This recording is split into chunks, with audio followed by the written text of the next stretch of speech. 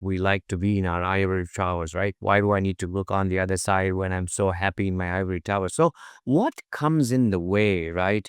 In a time when there are matrix organizations, in a time where there are hybrid teams, in a time where the pyramid gets smaller when you think about going up, and all of these sort of the realities in a time where there could be a organization with bureaucracy, right? All of this can just hamper what seems like a very good kind of a path ahead.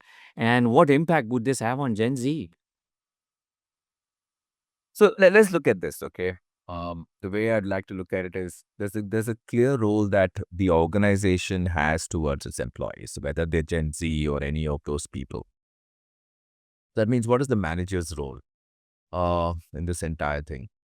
OKRs are not just for the team, they're not just for the organization. OKRs are for building trust.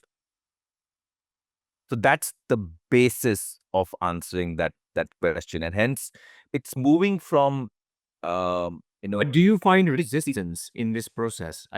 yes, there is. Yeah, there is resistance in setting this up. So that means what I do with organizations is I don't just introduce a framework. So with Colgate, what we did was we just not introduce that these are OKRs and leaving it there and giving them a software or Excel sheets or tracking templates to do it. It's because very easy to give them saying this is a no, this is a KR, everybody write it.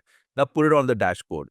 But it now needs to start working. And where does it start working? It starts working from training the managers and working with the managers on how to have dialogues with their people. The real merit of OKRs is based on the coaching like conversations that managers need to have with their people. That's the first thing.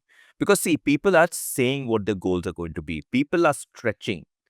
Now you can't hold a stick, or a carrot all the time to help them motivate. You need to have conversations with them. You need to ask what's going on. You need to have real time feedback happening. So that's where it can break. I have seen that. It can break with respect to that.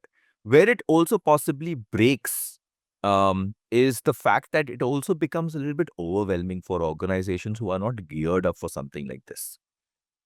I worked with family led businesses where they hold on to information very, very dearly. Now, suddenly, when you say you're going to democratize this information in a transparent manner, they don't like it. So sometimes the very own people who call me uh, to do the OKRs for the organization, I feel that they're the biggest barrier because they don't want to let go of decision making and information.